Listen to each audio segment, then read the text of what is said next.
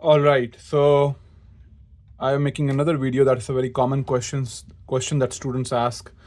Okay, if our CGPA is low, what are the chances of getting a fully funded graduate program? Now, this is also going to be a very important brief overview of what are the strategies that you can use for this. For example, now here, if you have a low CGPA, okay, what are the other things that you can do here? So there are a low CGPA. Is that a good thing or a bad thing? Of course, it's a bad thing. Now you have to make your case stronger when you're applying for the grad school to compensate for a low CGPA. It's a bad thing, but it's not necessarily everything. Okay, so that's the most important thing you should know. I would say that, anybody who has a low CGPA should not get discouraged from applying for grad schools in the West, okay? Because there are a lot of other things that you can have. So basically, you have to show me, like, if you're applying for my lab, I see that you have a very low CGPA. Why would I take you? I mean, that's the only indicator. I don't know you personally. You're applying from some other country, and मुझे नहीं पता कि आप कौन हैं, आपने कहाँ से पढ़ा है, मुझे पता भी नहीं कि आपके स्कूल्स और आपके हाई स्कूल कैसा था या आपका कॉलेज कैसा था. ये that's I am not privy to that information. ठीक है, और मैं देख रहा हूँ कि आपका CGPA लो है.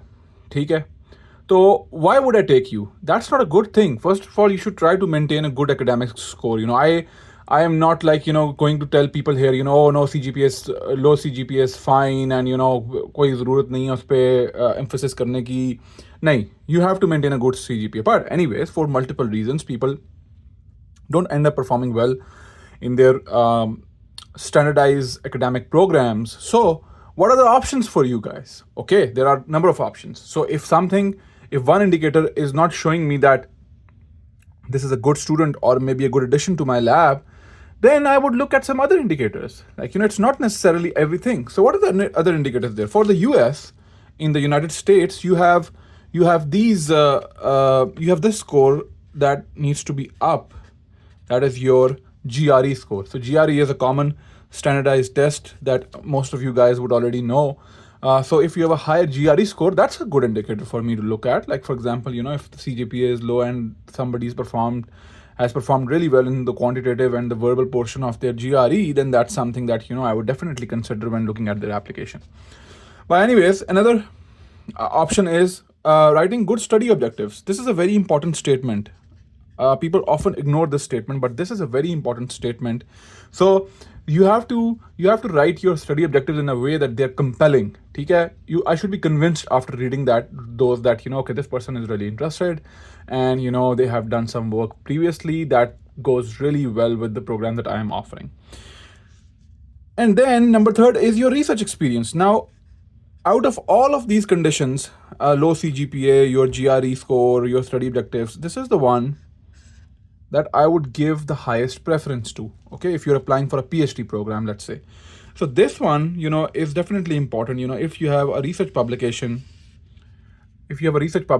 in a peer-reviewed high-impact journal, or just a peer-reviewed journal. I don't care about high impact or anything like that. But having a decent impact factor, then this would be this would trump anything else that is not working for you guys. Okay, लेकिन हमेशा याद रखो, पाकिस्तान में जो publications हैं, इस पे I'll make another video. वो publications जो हैं वो अक्सर औकात वो पेड जर्नल्स होते हैं. ठीक है, पेड भी होते हैं, पेड भी होते हैं. ठीक है, तो do not get into the race of publishing a paper. That's not what you want to do.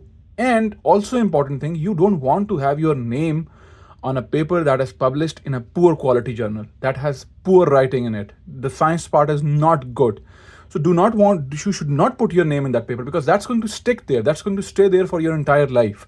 And you do not want that.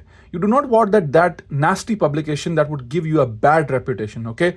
So all of these things, if you have checked this one, and this one, and even though you have a low CGPA, that's fine. This would land you into a fully funded scholarship. Okay. And then you have to understand that, you have to understand look at my previous videos, watch them, and then see, the ingredients that are important. First thing is starting with the email.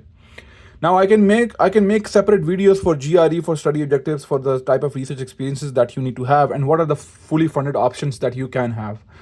I have told you about this, that I am previously being a Fulbright scholar. I also got Erasmus Mundus scholarship. I also had university scholarships from the US. I didn't pay a single penny to do all my grad school in the US. Including my master's and PhD. So that's very important. I can give you advice on that. I can make individual videos for this. But share this with with your students, with your class fellows. Work in groups. Use this comment section as a discussion board and ask me questions, and the questions that you want to ask, like what sort of questions you have, and I'll make individual videos for those. Again, I'm making very raw.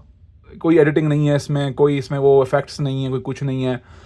Even if nobody watches, that's fine. I'm just trying to do this as an act of service for the people and for the students. If they somehow find my channel and they look at these videos, and they start asking me questions, then I can be very, very effective in that situations, because I want you guys to ask me questions on these things, and I can give you answers, and I can individually look at the comments that you have, and work with you in improving your application for the grad school.